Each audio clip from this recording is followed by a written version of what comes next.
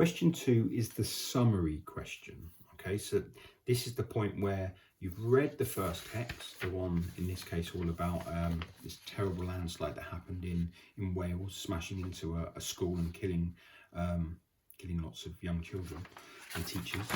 And then you move on to source B, which will always be from a different era. So we're moving back into the 19th century. And again, don't get freaked out by the fact that it's an older text. The English is still English. Victorians tended to be a little bit more long-winded. The vocabulary might be a little unfamiliar.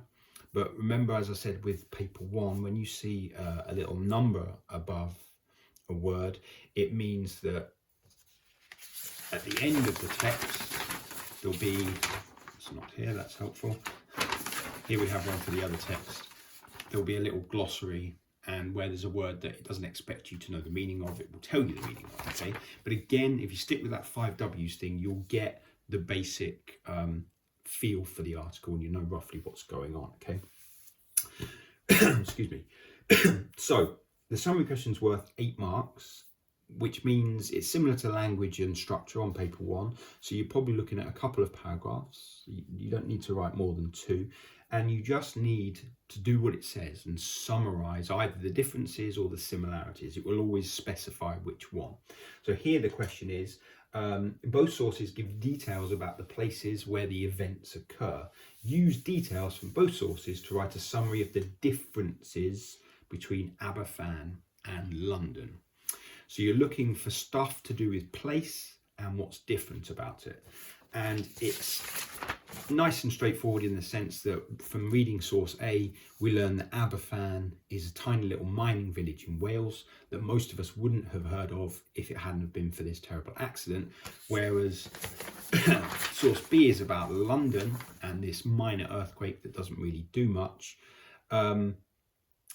is in the capital city. So even if you didn't live fairly close to London, you'd probably have heard of London, and already, without even having read by the text carefully, you already know that London is a big city and it's busy and it's noisy and blah blah blah.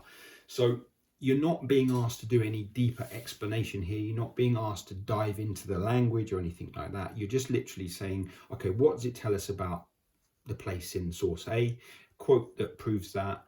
What does it tell us about the place in source B? Quote to prove that, and what we can infer from each. So if there's lots of noise, as it says here, in London, what does that tell us? Well, that tells us it's busy. There's lots of things going on, as you'd expect in a capital city, even if it was over 100 years ago, okay? So 2 paragraphs, point, evidence, inference, compare, point, evidence, inference.